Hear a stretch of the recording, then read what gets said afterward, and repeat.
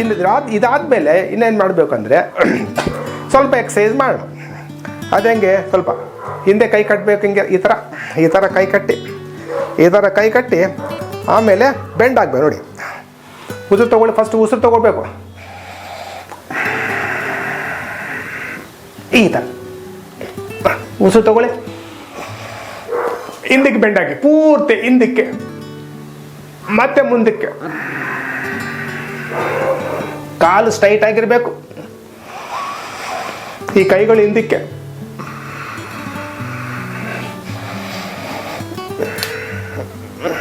ಇದರಲ್ಲಿ ನಿಮ್ಮ back sciatica problems ಬಹಳಷ್ಟು ಕಮ್ಮಿ ಆಗ್ತವೆ. ಆಮೇಲೆ ಉಸಿರು ಜಾಸ್ತಿ ಈ ಚೆಸ್ಟಕ್ಕೆ ಹೋಗುತ್ತೆ.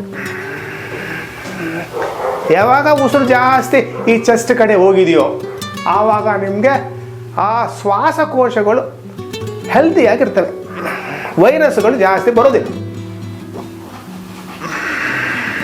ಇದಾದಮೇಲೆ ಸ್ವಲ್ಪ ಇನ್ನೊಂದು ಮಾಡಿ, ಈ ಥರ ನೋಡಿ, ವೆರಿ ವೆರಿ ಸಿಂಪಲ್ ಎಕ್ಸಸೈಸ್.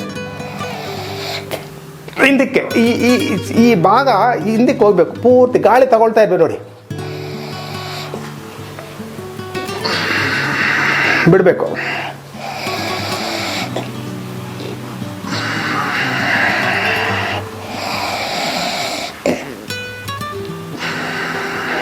ಅಂದರೆ ನಿಮಗೆ ಈ ಇಲ್ಲಿ ಗಾಳಿ ಜಾಸ್ತಿ ಹೋಗುತ್ತಲ್ವ, ಇಲ್ಲಿ ಅನಾಹತ ಚಕ್ರ ಇರುತ್ತೆ, ಅದೂ ಆಕ್ಟಿವೇಟ್ ಆಗುತ್ತೆ. ಅದ್ಭುತವಾಗಿ ನಿಮಗೆ ರಿಲೀಫ್ ಸಿಗುತ್ತೆ. ನೋಡಿ, ಇದೆಲ್ಲ ವೆಯ್ಟ್ ಲಾಸ್ಗೆ, ಆಮೇಲೆ BP-ಗೆ ಕಮ್ಮಿ ಆಗುತ್ತೆ. ಕಂಪ್ಲೀಟ್ ಹೆಲ್ತ್ ಚೆನ್ನಾಗಾಗುತ್ತೆ. ನೋಡಿ, ಪ್ರಾಣಾಯಾಮ ಆಗ್ತಾ ಇದೆ, ಆಸನ ಆಗ್ತಾ ಇದೆ,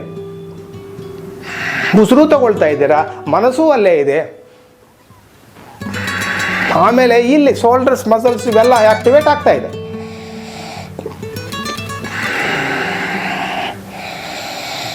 ಇದಾದಮೇಲೆ ಇದು ಅಟ್ಲೀಸ್ಟ್ ಮಿನಿಮಮ್ 10 ಟೈಮ್ಸ್ ಮಾಡಿ. 10 ಟೈಮ್ಸ್ ಮಿನಿಮಮ್. ಯಾವ ಎಕ್ಸಸೈಸ್ ಮಾಡಿದ್ರು ಮಿನಿಮಮ್ 10 ಟೈಮ್ಸ್ ಮಾಡಬೇಕು. ಅದು ಮಾಡಿದರೆ ಬೆನಿಫಿಟ್ ಜಾಸ್ತಿ ಸಿಗುತ್ತೆ.